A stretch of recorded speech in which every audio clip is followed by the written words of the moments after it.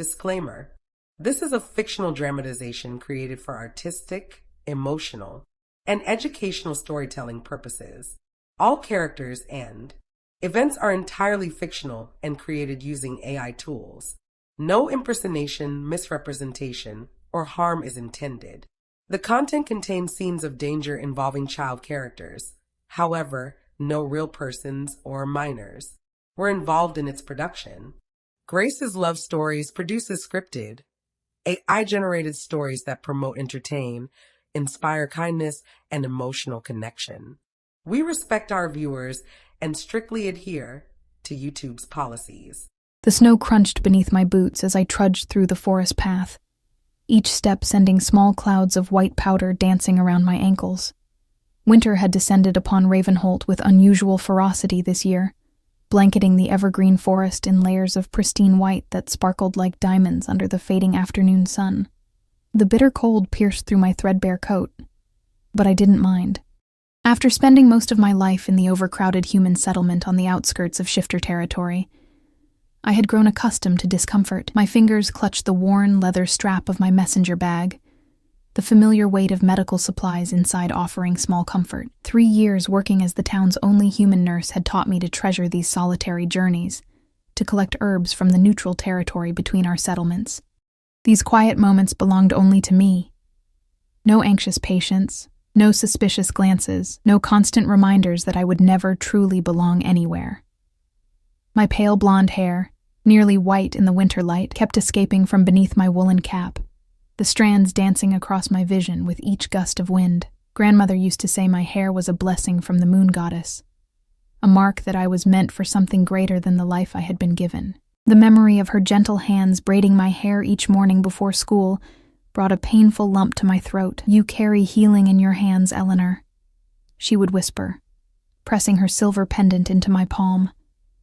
"Never forget that your gentleness is not weakness, it's your greatest strength." I touched the pendant now, its familiar shape a small moon cradling a star, worn smooth by years of worried fingers. It was all I had left of her, this small token and her wisdom about a world that had little use for gentle things. A sharp cry cut through the stillness of the forest, startling a flock of ravens from their perch. The sound was unmistakable, the distressed wail of a child, a very young child. I froze, my heart pounding against my ribs. I was dangerously close to shifter territory, a place humans rarely ventured without permission, especially not lone women with no protection. The cry came again, weaker this time, followed by a low, mournful howl that sent shivers down my spine. Wolf shifters, the most powerful clan in the region, ruled by the notoriously ruthless Alpha King Blake Stone, whose disdain for humans was legendary. Stories of his cruelty circulated through our settlement like ghost stories told to frighten children, except these were real. Common sense screamed at me to turn back, to retreat to the safety of the human settlement. But that cry, it tugged at something deep inside me, something that transcended fear and self-preservation. Before I could reconsider, my feet were already carrying me toward the sound, each step taking me deeper into territory where I had no right to be.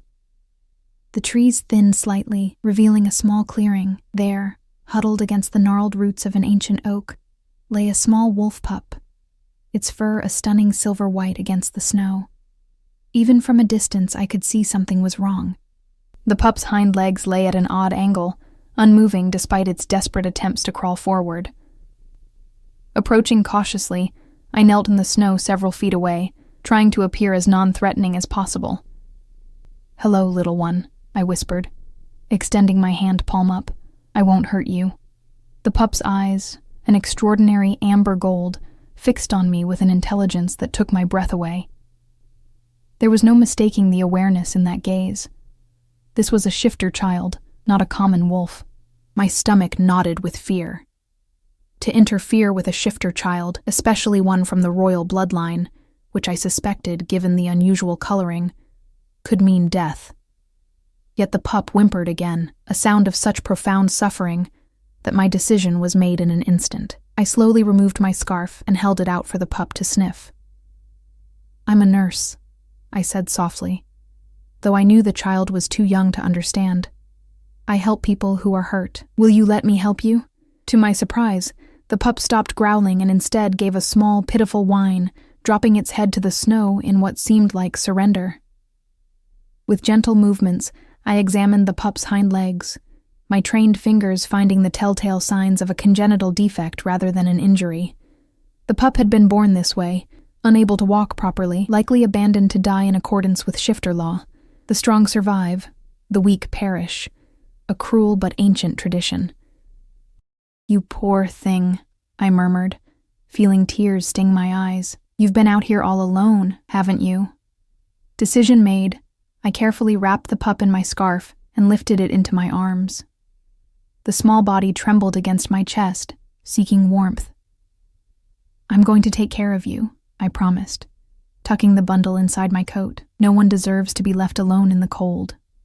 A twig snapped behind me. The forest fell deathly silent. Even the wind seemed to hold its breath. Slowly, I turned.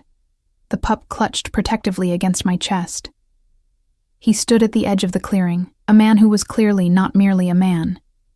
Even without the crown of twisted silver branches resting upon his dark hair, his presence alone would have proclaimed his identity. Alpha King Blake Stone, nearly 7 feet of raw power, clad in black furs that made his broad shoulders seem even more imposing. His face was all sharp angles and unforgiving planes, a scar running from his right temple to his jaw only enhancing the dangerous beauty of his features. But it was his eyes that rooted me to the spot, eyes the same extraordinary amber gold as the pup's, now narrowed with a cold fury that made my blood freeze in my veins. Human, he growled, the single word carrying centuries of contempt. You dare trespass on wolf territory? I should have cowered. I should have begged for mercy, but the small body trembling against my heart gave me a courage I didn't know I possessed. This child was suffering, I said, my voice surprisingly steady, abandoned to die in the snow. Something flickered across his face. So quickly I almost missed it. Pain, perhaps? Or recognition? That is not your concern. 3 long strides brought him within arm's reach, his towering form blocking out the fading sunlight. The pup is weak. Nature has made its decision. Nature also gave me hands that can heal, and a heart that cannot turn away from suffering, I replied, tightening my hold on the pup. Will you condemn this child for being born different? For needing help? His nostrils flared as he scented the air, studying me with unnerving intensity. You smell of herbs and healing, he observed, voice slightly less harsh. You are a healer among your kind. A nurse, I confirmed. I was gathering medicinal herbs when I heard crying. The alpha's jaw tightened, a muscle twitching beneath the scar. That pup is my son. The revelation hit me like a physical blow. Not just any shifter child, but the Alpha King's own offspring. I was as good as dead, yet instead of striking me down where I stood, he did something unexpected. He stepped closer and looked down at the bundle in my arms with an expression I couldn't decipher. Something between anguish and resignation. The council demanded he be left to the elements, he said quietly. A future alpha cannot be imperfect. And you agreed? I couldn't keep the horror from my voice. His eyes snapped to mine, a growl building in his chest. You know nothing of our ways, human. Nothing of the burden of leadership or the price of strength. I know that this is a child who deserves a chance to live, I countered, surprising myself with my boldness. And I know that you're the Alpha King. Your word is law. If you say he lives, who would dare challenge you? For a long moment, he simply stared at me, his expression unreadable. Then, to my shock, he extended his arms. Give me my son. My arms tightened instinctively around the pup. So you can leave him to die elsewhere. A dangerous gleam entered his eyes. You question me twice, human. Give me my son, or I will take him and leave your broken body for the ravens. With trembling hands, I surrendered the bundle. The pup whimpered as it changed hands. A sound that tore at my heart. I had failed this innocent child. I closed my eyes, unable to bear witnessing what would come next. But instead of the sound of retreating footsteps, I heard a gentle murmuring. Opening my eyes, I saw the Alpha King cradling his son against his chest, whispering words in an ancient language I couldn't understand. The tenderness in the gesture was so at odds with his fearsome reputation that I could only stare in wonder. "What is your name, human?" he asked without looking up from the pup. "Eleanor," I whispered. "Eleanor Gray. Eleanor Gray." He tested the name, his deep voice giving it a weight I had never heard before. "You have shown courage few of your kind possess. And wisdom, perhaps." His eyes met mine, no longer burning with fury but calculating, assessing. "My son needs care, specialized care that our healers cannot provide." My heart stuttered in my chest. I could help. I've worked with children born with similar conditions." "You would enter the wolf's den willingly?" A humorless smile curved his lips. "Knowing you might never leave?" The implication was clear. This was no small offer. This was a lifeline for the child, but a potential death sentence for me. If I agreed, I would be entering a world where humans were considered lesser beings, surrounded by predators who might see me as nothing more than prey. But the alternative was unthinkable: to walk away, to leave this child to whatever fate awaited him. "Yes," I said, the decision surprisingly easy once made. "I would." Something shifted in the alpha's expression. Respect, perhaps? Or simply surprise that a human would be so foolish.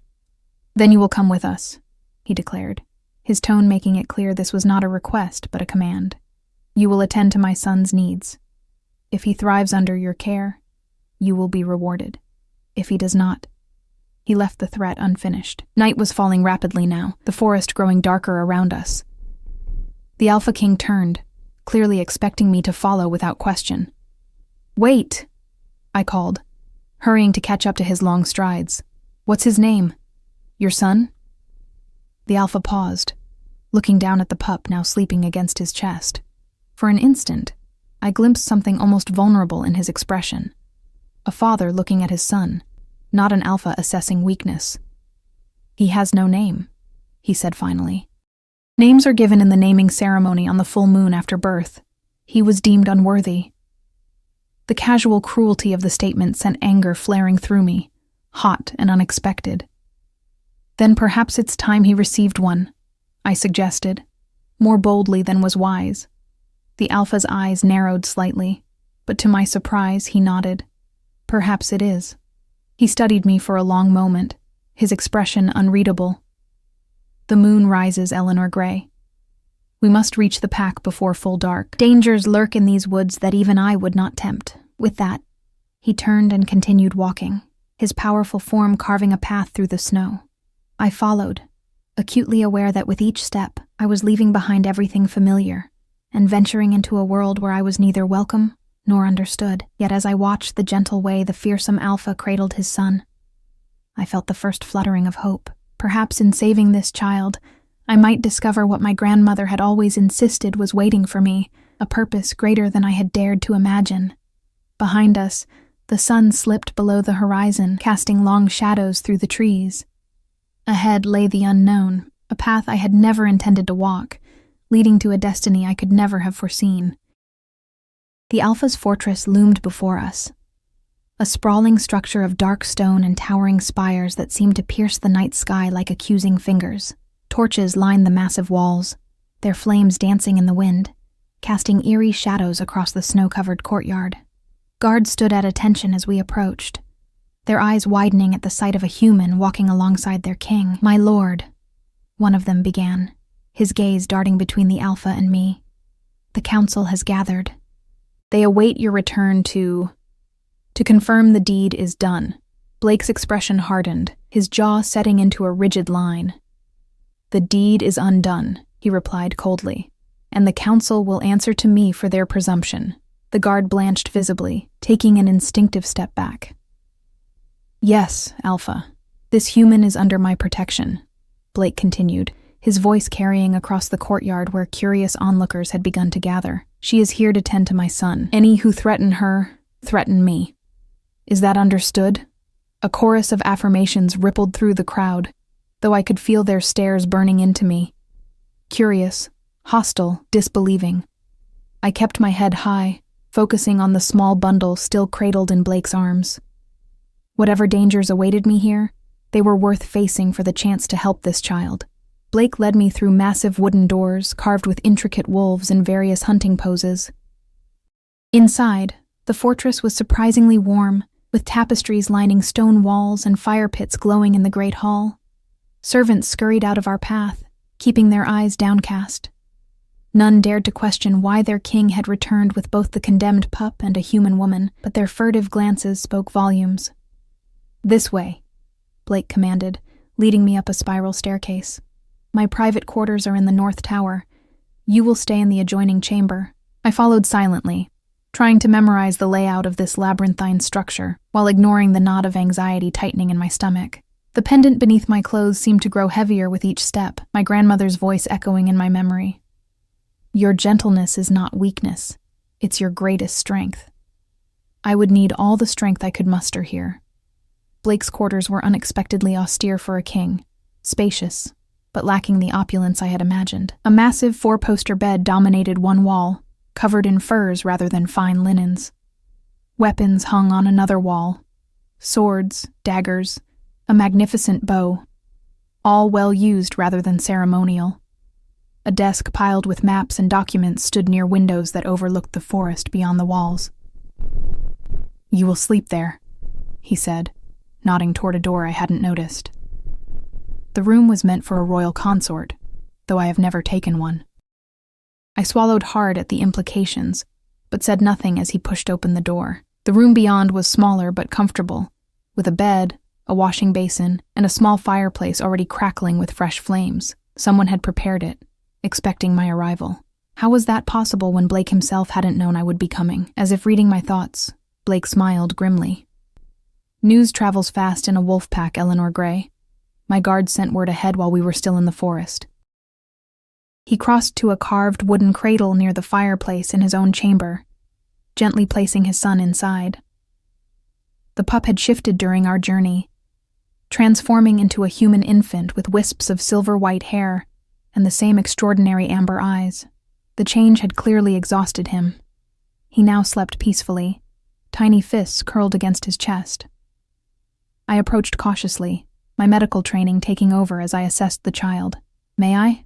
I asked, hands hovering over the cradle. Blake nodded once, his expression guarded as he watched me examine his son. The baby was perhaps 3 months old, underweight, but not dangerously so. His legs showed the signs I had expected. A form of congenital dysplasia that affected the development of his hip joints and lower limbs. A serious condition, but not an impossible one to treat. "He can be helped," I said softly, relief washing through me. "It will take time, and it won't be easy. But with proper treatment and exercises, he could gain significant mobility. Could he walk? Run?" Blake's voice was carefully neutral, but I caught the flicker of desperate hope in his eyes. "I can't promise that," I answered honestly, "but I can promise to give him the best chance possible." Blake stared down at his sleeping son, conflict evident in every tense line of his body. "The Council believes a future alpha must be perfect in form and function. Any sign of weakness invites challenge from other packs." His fingers curled into fists at his sides. They would have me sacrifice my own son for politics. The bitterness in his voice surprised me. This was not the heartless tyrant of human stories, but a father torn between duty and love. "And what do you believe?" I asked, the question slipping out before I could stop myself. His amber eyes locked with mine, searching. "I believe strength comes in many forms, not all of them visible to those who see only with their eyes." He touched his son's cheek, with a gentleness that belied his fearsome reputation. "I named him Ethan in my heart the day he was born. It means strong and enduring." "Ethan," I repeated, smiling down at the sleeping infant. "It suits him." A knock at the door interrupted the moment. Blake's posture immediately shifted, the vulnerability vanishing behind a mask of authority. "Enter," he commanded. The door swung open to reveal a striking woman with raven-black hair streaked with silver. She wore robes of deep blue embroidered with silver runes, marking her as someone of importance. Her eyes, a startling violet, widened at the sight of me standing near the cradle. "So it's true," she said, her voice rich and melodious despite the edge of disapproval. You've brought both the child and a human into our midst, my king. Careful, Celine, Blake warned. You speak to your alpha. The woman, Celine, inclined her head slightly, though her posture remained rigid. The council demands your presence. They wish to know why you have defied the ancient laws. The council does not demand anything of me, Blake replied coldly. They serve at my pleasure, not the reverse. Celine's gaze shifted to me, her violet eyes assessing. And what of this? Visitor? The humans will notice her absence. They might seek her. I felt a chill run through me at the implied threat. I hadn't considered how my disappearance would affect the human settlement, or what they might do in response. The tenuous peace between humans and shifters had already been strained. This could shatter it entirely. I need to send word to the clinic, I said urgently. Let them know I'm safe, that I haven't been harmed. Blake considered this for a moment, then nodded. Celine, arrange for a messenger. The human will write a letter explaining her extended absence. Celine's expression suggested she would rather arrange my funeral than my correspondence, but she bowed her head in acquiescence. As you wish, Alpha. She turned to leave but paused at the doorway. The council gathers at midnight. They will not be easily pacified this time. After she departed, I found myself suddenly overwhelmed by the reality of my situation. I sank onto the edge of the bed, my legs no longer able to support me. I didn't think the clinic, my patients. I'm the only medical professional for miles. Your concern for others is admirable, Blake said, studying me with that same unnerving intensity, but misplaced. Your first duty now is to my son. The reminder stung, even as I acknowledged its truth. I had made this choice. I would have to live with its consequences. I'll need supplies, I said, gathering my professional demeanor around me like armor. Splints, bandages, herbs for pain relief, tools to fashion braces as he grows. You shall have whatever you require, Blake promised. Celine will see to it, despite her reservations. She doesn't want me here. A humorless smile touched his lips. Few will welcome you, Eleanor Gray. Humans and shifters have a complicated history, one written in blood more often than not. Then why bring me here? Why trust me with your son? The questions had been burning inside me since the forest. Blake moved to the window, staring out at the moon rising above the trees. When I found you with Ethan, you did not cower. You challenged an alpha to protect a child not of your kind. He turned, his gaze intense. Such courage deserves respect, even from a wolf. Before I could respond, Ethan began to stir in his cradle, small whimpers escalating quickly into distressed cries.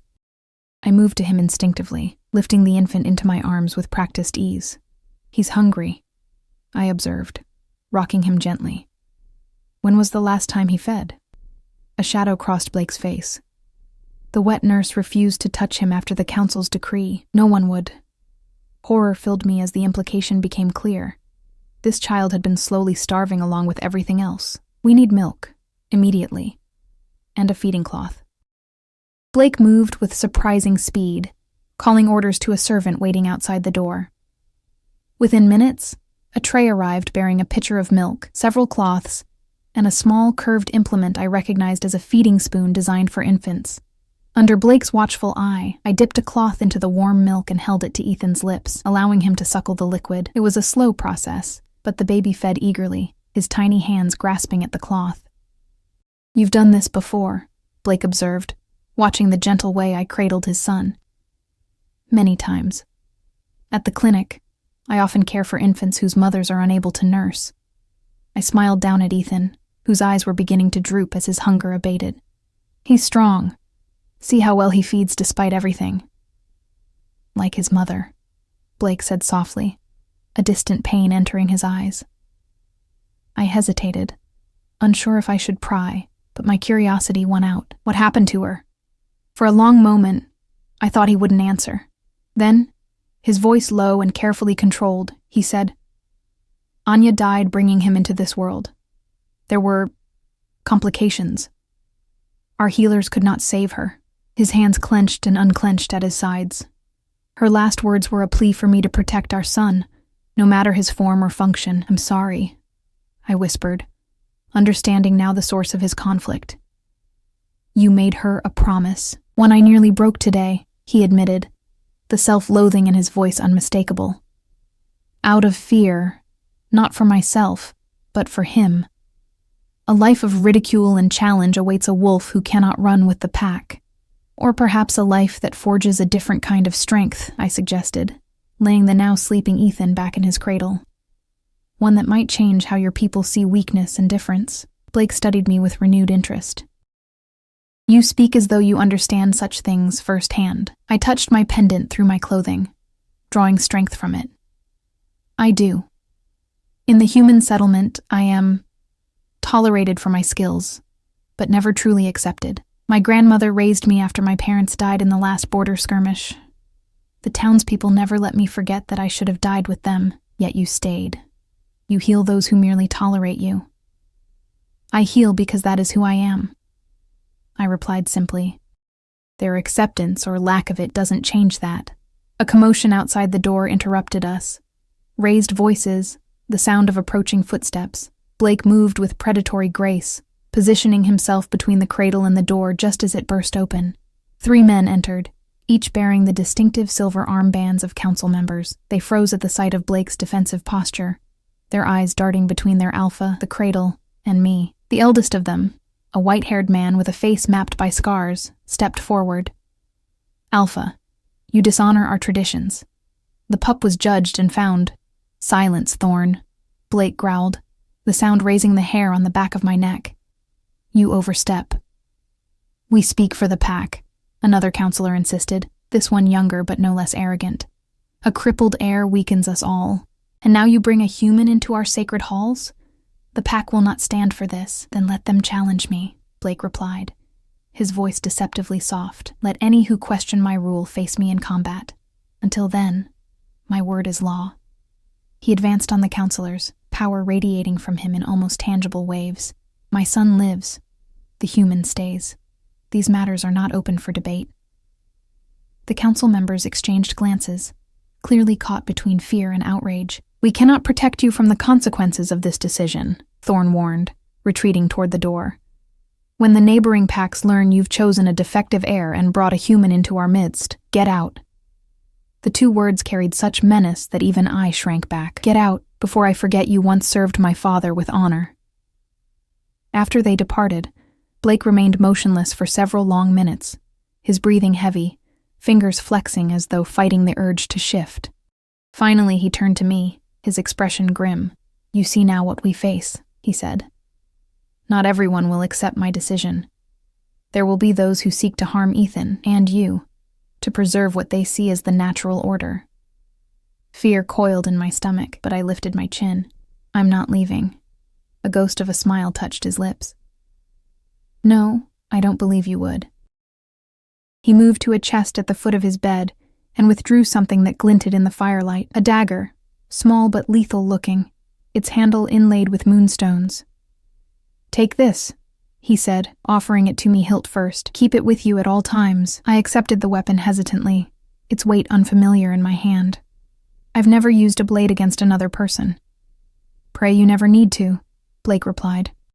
"But if the choice comes between your life and another's, or worse, between Ethan's life and another's, hesitation will only ensure you both perish." The gravity of his words settled over me as I secured the dagger in a hidden pocket of my dress.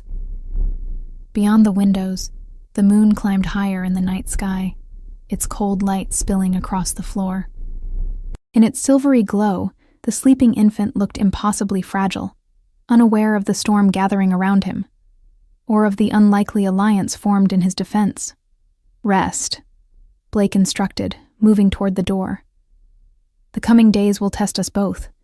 I must address the council now, but guards will be posted outside. You and Ethan will be safe." As he turned to leave, I found myself calling after him, "Blake." The informal address slipped out unbidden, but he paused, looking back at me with raised eyebrows. "Thank you for choosing your son over tradition." Something indefinable flickered in his amber eyes. Surprise, perhaps, or something deeper. "Perhaps it is tradition that must change," he said quietly. "Perhaps it is time we all learned a different kind of strength." With those words, he was gone, leaving me alone with the sleeping prince and the weight of a future suddenly altered beyond recognition. Days bled into weeks as winter's grip on Ravenholt tightened. Within the stone walls of the fortress, I established a routine centered entirely around Ethan's care. Each morning began with gentle exercises to strengthen his legs, my fingers working the tiny muscles while I sang soft lullabies from my childhood. The infant's extraordinary eyes would watch me intently, as if understanding every word of encouragement I offered. "That's it, little one," I would murmur, as his legs responded to my manipulations. "You're getting stronger every day." For his part, Blake visited whenever his duties allowed, often slipping into the chamber silently to observe our sessions. I grew accustomed to sensing his presence before seeing him, a prickling awareness at the back of my neck, a subtle shift in the air. Though he rarely interfered, his questions about Ethan's progress were constant, each improvement noted with fierce pride that belied his outwardly stoic demeanor. "He held his weight for several seconds today," I reported one evening as Blake stood by the cradle. "It's a small victory, but significant." "Every victory matters," Blake replied, his large hand engulfing his son's tiny one. "No matter its size."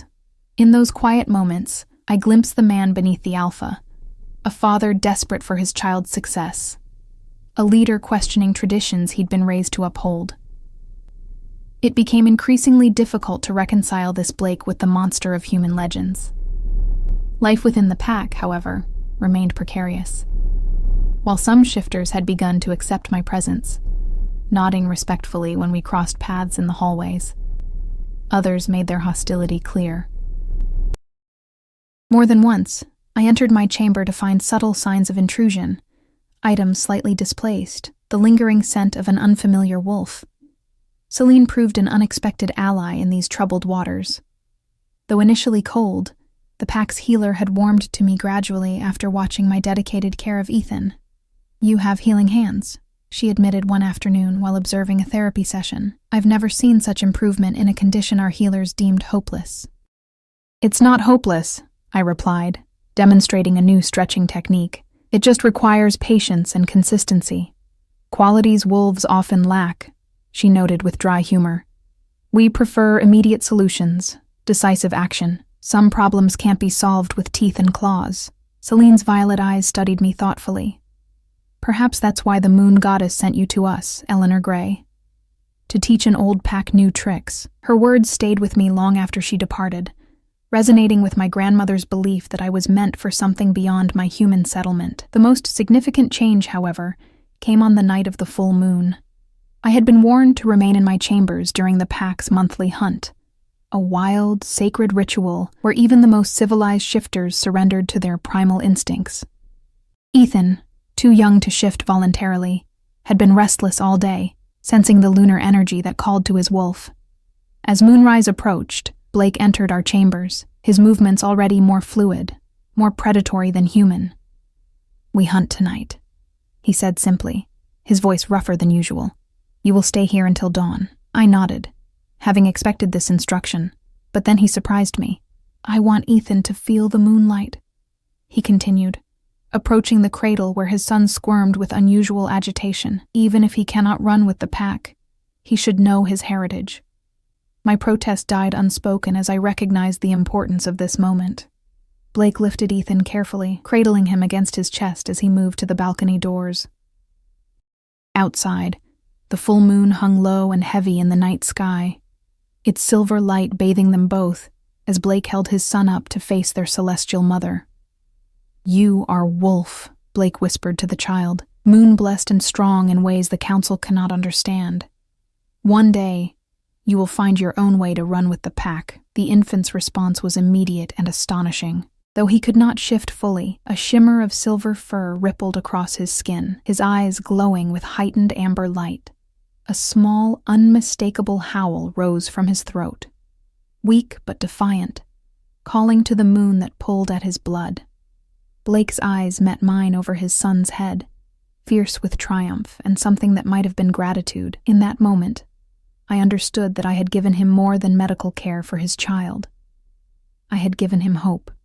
After returning Ethan to his cradle, Blake lingered by the balcony door, the moonlight casting dramatic shadows across his features. "Eleanor," he said, using my name with an intimacy that sent unexpected warmth through me. What I said the day we met, about keeping you here indefinitely. That was spoken in desperation. I stilled, uncertain where this conversation was leading. You are not a prisoner, he continued. When Ethan no longer needs your specialized care, you may return to your settlement if you wish. The offer of freedom should have brought relief. Instead, I felt a strange hollowness at the thought of leaving. And if I wished to stay, the question seemed to surprise us both. Blake turned fully toward me, his expression unusually vulnerable in the moonlight. Would you? Stay among wolves who view your kind with suspicion at best, hatred at worst? I thought of the human settlement where I'd lived as an outsider despite my years of service. I thought of the growing attachment I felt toward Ethan, whose daily progress filled me with a fierce, almost maternal pride. And most dangerously, I thought of the complex man before me, whose presence had become something I anticipated rather than feared. I might, I answered honestly, if I were needed. Something shifted in Blake's eyes, a heat that had nothing to do with the wolf stirring beneath his skin. For one breathless moment, I thought he might cross the distance between us.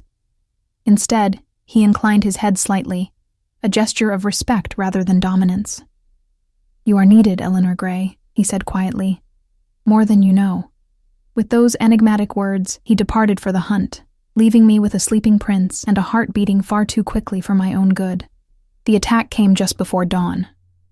I jolted awake to the sound of Ethan's frightened cries, instantly alert despite the heaviness of exhausted sleep. The chamber was dark, the fire having died to embers hours before, but my human eyes could make out a shadowy figure bending over the cradle. Not Blake, not Celine. Someone unauthorized, someone dangerous.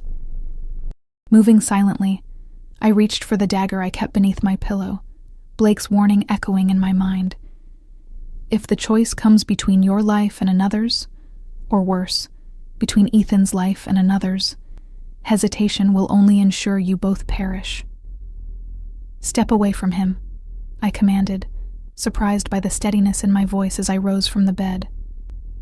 The figure straightened, a woman I recognized as one of the council members' mates, her face contorted with disgust as she turned toward me. This abomination weakens our pack, she hissed. The human lover king cannot see it, but the rest of us can.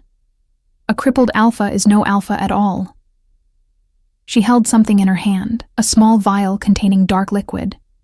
Poison, most likely. My stomach lurched with horror at how close she had come to administering it to Ethan. The guards, I began, edging toward the cradle. Are occupied with a disturbance on the eastern wall, she replied with cold satisfaction. A distraction arranged by those loyal to tradition. No one will come to save either of you. Without warning, she lunged toward me, her movements unnaturally fast with partial shifting. Sharp claws extended from her fingertips, slashing toward my throat. I ducked, years of avoiding drunken patient swings serving me well, and plunged the dagger into her shoulder with more instinct than skill. She shrieked, more in rage than pain, and twisted to dislodge the blade. Blood spattered across my nightdress as I scrambled toward the cradle, snatching Ethan into my arms and retreating toward the balcony doors. You cannot escape, the woman snarled, advancing despite her injury. Even if you kill me, others will come. The defective heir and his human nurse both stains to be removed. Ethan wailed in my arms, his tiny body trembling with fear. I held him close, my back pressed against the cold glass of the balcony doors, mind racing through limited options. I could try to flee across the balcony, but the drop was too severe. I could scream for help, but would anyone loyal to Blake hear in time? As the assassin closed in, a bone-chilling howl split the night, closer than the hunting grounds, coming from directly below our balcony. Recognizing Blake's distinct call, I acted on desperate impulse, throwing open the doors and rushing onto the snow-covered balcony. Blake! I screamed into the darkness, my voice carrying on the winter air. Help us! The assassin was upon me in seconds, her face contorted in a half-shift that revealed elongated canines and a feral snarl. I twisted away, shielding Ethan with my body as her claws raked across my back. Pain blazed along my spine, hot blood soaking through the thin fabric of my nightdress, but I refused to cry out. I wouldn't give her the satisfaction. "Give me the abomination," she hissed, circling us like the predator she was. "Your death can be quick." "Never," I spat, backing toward the balcony railing. The freezing wind whipped around us, carrying Ethan's terrified cries into the night. Where was Blake? Had I imagined his howl? As if in answer, an enormous black wolf leapt from the darkness below, landing on the balcony with impossible grace. The assassin whirled, her expression shifting from cruel triumph to naked fear, as the Alpha King in wolf form stalked toward her, hackles raised, amber eyes burning with murderous intent. Blake's transformation back to human form was so swift I barely registered the change. One moment a massive wolf, the next a man radiating such fury that the air itself seemed to crackle around him. He wore only leather breeches, his chest bare despite the biting cold, every muscle tensed for violence. "You dare." His voice was barely human, a guttural growl that sent shivers down my spine. "You dare attack my son?" The woman fell to her knees, terror replacing her earlier arrogance. "My Alpha, I only sought to protect our bloodline from—" Her words ended in a choked gasp, as Blake's hand closed around her throat, lifting her bodily from the ground. "Who sent you? Speak!" "The council," she wheezed, clawing ineffectually at his grip. "Not all. Just some. They said the human had bewitched you, said the weak cub must be culled." Blake's expression became, if possible, even more terrifying. With deliberate slowness, he carried the struggling woman to the balcony edge. "Tell your conspirators what you saw here tonight," he snarled. "Tell them that any who threaten my son or his caretaker will suffer far worse than you." With that, he hurled her from the balcony. Her scream cut through the night until ending abruptly with a dull thud. Not a killing fall for a wolf, but certainly a painful one. No sooner had the echo of her impact faded than Blake was before me, his hands gentle as they cupped my face. "Eleanor," he said urgently. "Are you hurt?" "My back," I managed, the adrenaline fading and pain surging to take its place. "She clawed me, but I'll live. Ethan is unharmed." Relief washed across Blake's features as he took his son from my arms, checking him quickly before turning his attention back to me. Without warning, he swept me into his arms alongside Ethan, carrying us both back into the warmth of the chamber. "Celine!" he roared, his voice echoing through the stone corridors. "Attend me now!"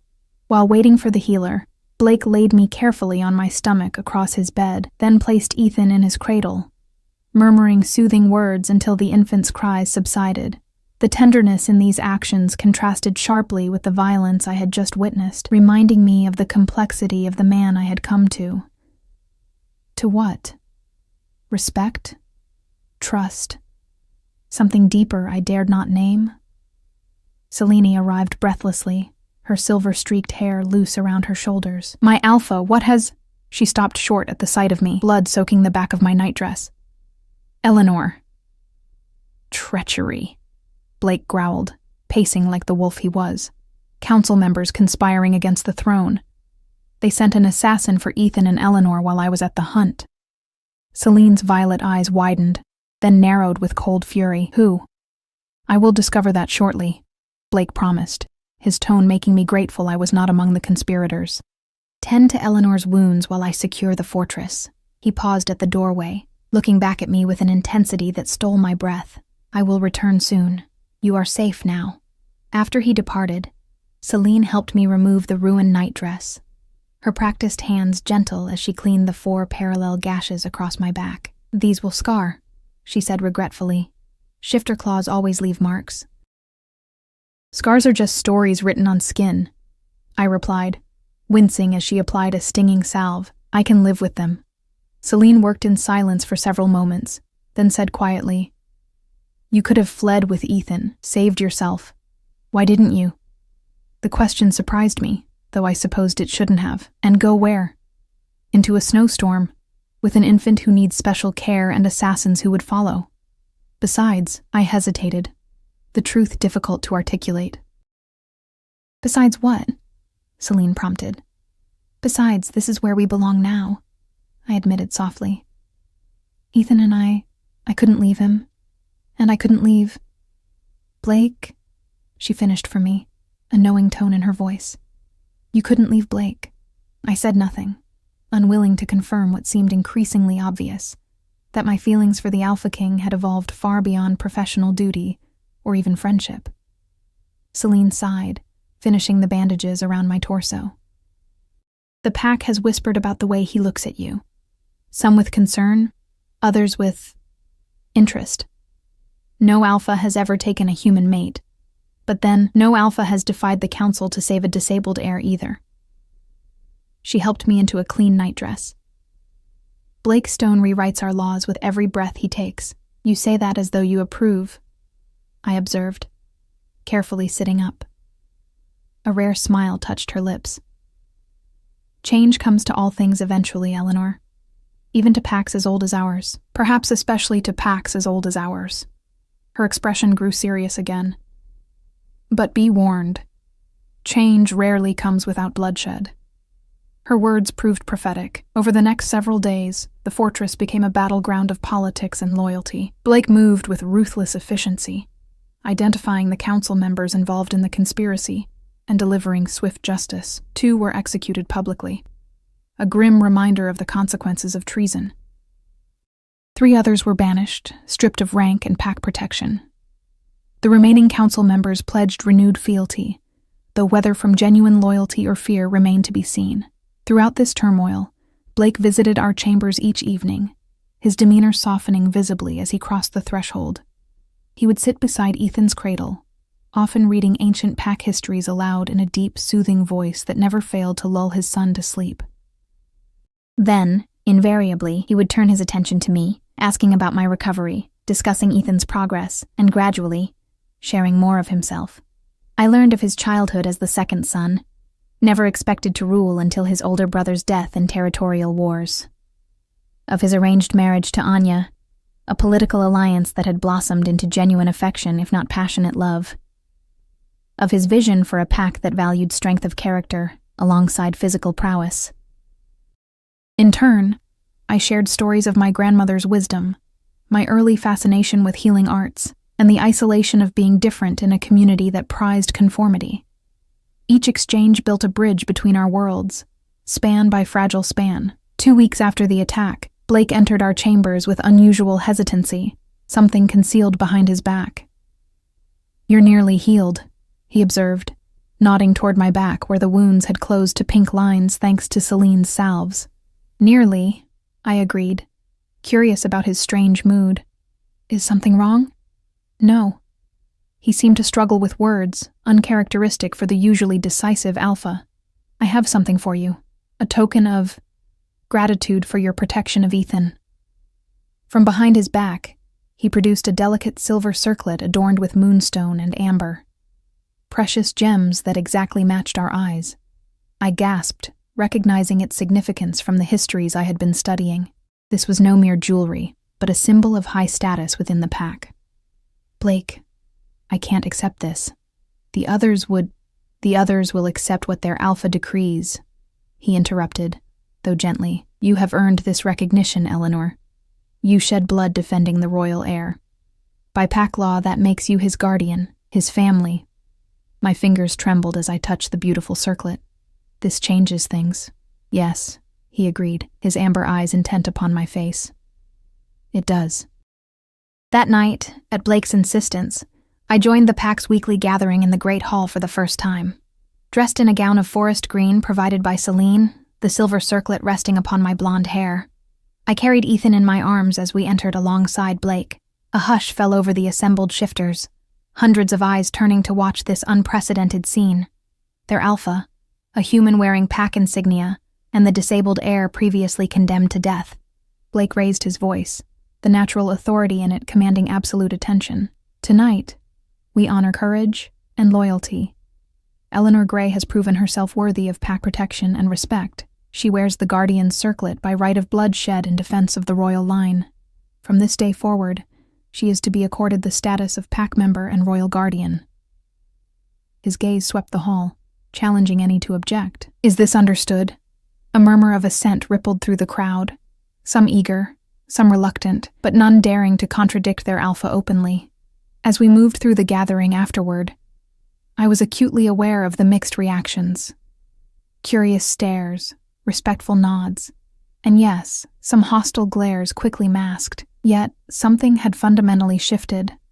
I was no longer merely the human nurse, but something new. Something unprecedented in pack hierarchy. Later that evening, as I prepared to retire, Blake joined me on the balcony where we had taken to watching the stars after Ethan fell asleep.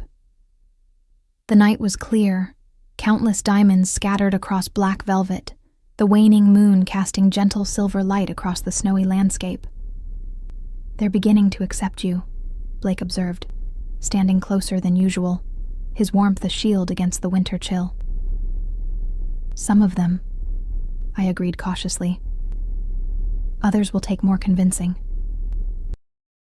He turned toward me, his expression uncharacteristically vulnerable. "And what of me, Eleanor? Have I convinced you?" "Of what?" I asked, though I suspected I knew the answer. An answer that both thrilled and terrified me. That there could be a place for you here. Not just as Ethan's caretaker, but as... He hesitated, searching for words. As something more permanent. My heart stuttered in my chest. "Blake, I'm human. You're the Alpha King. The implications of something more permanent are..." "I know exactly what they are," he interrupted, his voice low and intense. "I have considered them from every angle. The political ramifications, the traditions broken, the potential for conflict. And I have decided that none of it matters compared to what I feel when I look at you."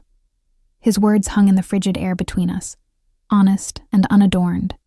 No flowery declarations or grand promises, just the simple truth from a man unaccustomed to vulnerability. I found myself unable to look away from his amber eyes, which reflected the starlight with an almost otherworldly intensity. "And what do you feel?" I asked softly, scarcely daring to breathe. Blake moved closer, one hand rising to cup my cheek with unexpected gentleness. "Peace," he said, clarity. As though a storm I've lived within for years has finally calmed, his thumb traced the curve of my cheekbone. "I feel hope, Eleanor. For myself, for Ethan, for the pack's future. And it began the moment you challenged an Alpha King in a snowy clearing, defending a pup you had no obligation to protect." My heart thundered against my ribs as he leaned closer, his forehead resting against mine. "I cannot offer you an easy path," he murmured. "There will always be those who oppose change, who fear difference. But I can offer you my protection, my loyalty, and whatever lies in this battered heart of mine that still remembers how to love." Love. The word resonated through me like a bell struck in a quiet sanctuary. Was that what this feeling was, this certainty that had grown between us through danger and quiet nights and shared purpose? "I'm afraid," I confessed, my voice barely audible. "Of me?" Pain flashed across his features. "No." I shook my head slightly, unwilling to break the connection between us. "Of losing this, of building something beautiful only to watch it shatter. The gap between our worlds can be bridged," he insisted. "Has been bridged every day you've spent here, every moment you've shown my people that strength comes in forms they never considered." His hand slid to cradle the back of my neck. "Eleanor Gray, I am asking you to stay, not as Ethan's nurse, not as a tolerated outsider, but as my chosen companion. My equal." The weight of the moment pressed upon me. The enormity of what he was offering, what I would be accepting if I said yes. I thought of my small life in the human settlement, the clinic where I was needed but never truly valued. I thought of Ethan, who had claimed a piece of my heart from that first moment in the forest. And I thought of Blake, this complex man who had defied centuries of tradition out of love for his son, and perhaps for me. My answer formed itself without conscious decision, rising from a certainty bone deep and unshakable. "Yes," I whispered. "I'll stay." The kiss that followed was gentle at first, tentative, questioning, then deepening with a hunger that seemed to ignite something primal between us. His arms encircled me completely, drawing me against the solid warmth of his chest, as though he could absorb me into himself. I responded with equal fervor. Months of unacknowledged longing, finally finding expression. When we finally parted, both breathless, Blake rested his forehead against mine once more. "There is a ritual," he said softly. "A way to bind you to the pack formally, to protect you from challenge. If you are willing, tell me," I replied, already certain of my answer regardless of what the ritual entailed. "A marking ceremony," he explained, his fingers tracing the line of my collarbone. "My mark upon your skin, visible proof of my protection and my claim." The possessive edge in his voice sent a shiver through me that had nothing to do with fear. "A bite?" He nodded. "Here." His fingers brushed the junction where my neck met my shoulder. It would be permanent, visible. A declaration to all who see it that you belong to the Alpha, to me, and that any who harm you answer directly to me. I considered this, the implications of carrying such a visible symbol, and what would I be to the pack afterward? Still an outsider? No. His answer was immediate and firm. You would be mate to the Alpha, second only to me in authority. A wry smile touched his lips. Though I suspect many will learn quickly that crossing you is as dangerous as crossing me. The thought of such power, such responsibility, was daunting. Yet hadn't I already begun to assume that role in small ways? Advising Blake on matters of health for the pack children, mediating disputes that came to our attention, standing beside him at gatherings. "When?" I asked, decision made, his eyes darkened, pupils dilating. Traditionally at the next full moon, but I find myself unwilling to wait so long. A laugh escaped me, surprising us both.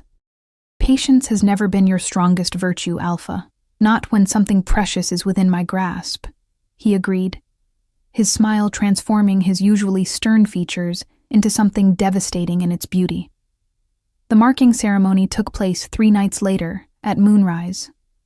Unlike most pack rituals, this one was intimate, witnessed only by Celine as pack healer and elder, and by Ethan, who watched from his cradle with those extraordinary eyes that seemed to understand far more than an infant should. I knelt before Blake in a circle of moonlight, cast through the high windows of the private ritual chamber, dressed in a simple white shift. My hair had been braided with silver threads and small moonstones by Celine's careful hands, the guardian's circlet resting atop it. "Do you come willingly to receive the Alpha's mark?" Selene asked, her violet eyes solemn. "I do," I answered clearly, my voice steady despite the nervous anticipation coursing through me. "Do you understand that this mark binds you to the pack, to our laws and our protection, until death separates you from us?" "I understand." Celine turned to Blake, who stood before me in ceremonial leathers adorned with his family's ancient symbols. "Alpha, do you claim this woman as yours, to protect and provide for, to honor and cherish according to pack law?" "I do," Blake replied, his deep voice resonating through the chamber.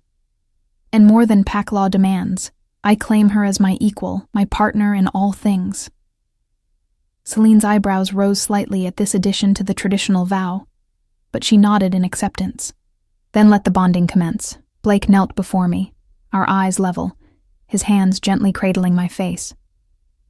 "This will hurt," he warned softly, for my ears alone. "But I will be as gentle as I can."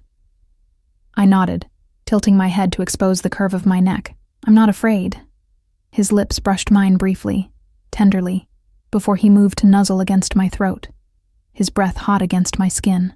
I felt the sharp points of his elongated canines as he partially shifted, just enough for the marking. Pain blossomed as his teeth broke skin, sharp and burning. I gasped, my hands instinctively clutching at his shoulders. Yet beneath the pain came something unexpected. A rush of warmth spreading from the bite throughout my body, a sensation of connection that transcended the physical. When Blake finally withdrew, licking the wound closed in a gesture both primal and intimate, I felt changed in ways I couldn't articulate, as though something fundamental had shifted within me, aligning with a rhythm I had never before perceived. "It is done," Celine proclaimed, a note of wonder in her voice. "The bond is formed. She approached, examining the mark with professional interest. Strong and clear, none will mistake its meaning. Blake helped me to my feet, his arm supporting me as a wave of dizziness passed through me. "How do you feel?" he asked, concern evident in his expression. "Different," I admitted, but not in a bad way. "I feel connected. To you, to the pack, even to the moon herself." I touched the mark gently, finding it sensitive, but already healing. "Is that normal?" Celine and Blake exchanged glances. "Not entirely," Celine said carefully. "Such awareness is common among wolves, but rarely experienced by human mates. Perhaps Eleanor is more than we understood," Blake suggested, studying me with renewed wonder. Perhaps the moon goddess had plans for her long before she found Ethan in the snow. The days that followed brought changes both subtle and profound. The pack's attitude toward me shifted noticeably, respect replacing tolerance, curiosity overcoming suspicion. Even the most traditional members bowed their heads when I passed, the alpha's mark visible above the collars of my dresses. More surprising were the changes within myself. My senses seemed sharper, not wolf-keen, but beyond ordinary human perception. I found myself aware of Blake's moods even when he was across the fortress, drawn to his presence like a compass finding north. And Ethan, my bond with him deepened in ways that felt almost mystical, as though the marking ceremony had formalized what my heart had already claimed. Spring came early that year, the snow melting to reveal tender green shoots pushing through dark earth. On the first truly warm day, Blake insisted we take Ethan to the gardens, where wildflowers had begun to carpet the ground in splashes of vibrant color. I sat on a stone bench, watching as Blake placed Ethan carefully on a blanket spread across the grass. At 6 months, the infant had made remarkable progress. Though his legs would never be as strong as other wolves, the daily exercises and specialized braces I had designed allowed him limited mobility. More importantly, his mind was sharp, his spirit undimmed by his physical challenges. "Try again," Blake encouraged, positioning himself a few feet away from his son. "Come to me, Ethan." The baby pushed himself up determinedly, his tiny face scrunched in concentration. Using his arms and the limited strength in his legs, he began to move forward, not crawling normally, but with a unique, efficient motion he had developed himself. "Look at him," I said softly, pride swelling in my chest.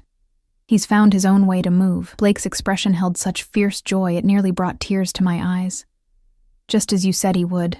When Ethan finally reached his father, Blake scooped him up with a triumphant laugh, spinning him gently as the baby giggled in delight. "He will never run with the pack as others do," Blake acknowledged, bringing Ethan over to join me on the bench, "but he will lead them with wisdom and compassion, beyond what any alpha before him has shown." He met my gaze, his amber eyes filled with certainty. "And he will have you to thank for showing us all a different kind of strength." I touched my mark, now a silvery scar that seemed to shimmer in certain lights. "We showed each other," I corrected, leaning against his shoulder as Ethan reached for a strand of my pale hair. "All three of us." As the afternoon sun bathed us in golden light, I reflected on the journey that had brought me here. From outcast to beloved, from solitary healer to royal guardian, from human to something not quite human anymore, but something more than I had been before. The path had been neither straight nor easy, marked by blood and fear and fierce love. Yet looking at Blake and Ethan, at the fortress that had become home, and the pack that had become family, I knew with absolute certainty that I would choose this path again. Some souls are meant to bridge worlds, to challenge boundaries, to redefine what strength truly means. In finding Ethan that snowy day in the forest, I hadn't just changed his life. I had discovered my own destiny, written in starlight and sealed with an alpha's mark.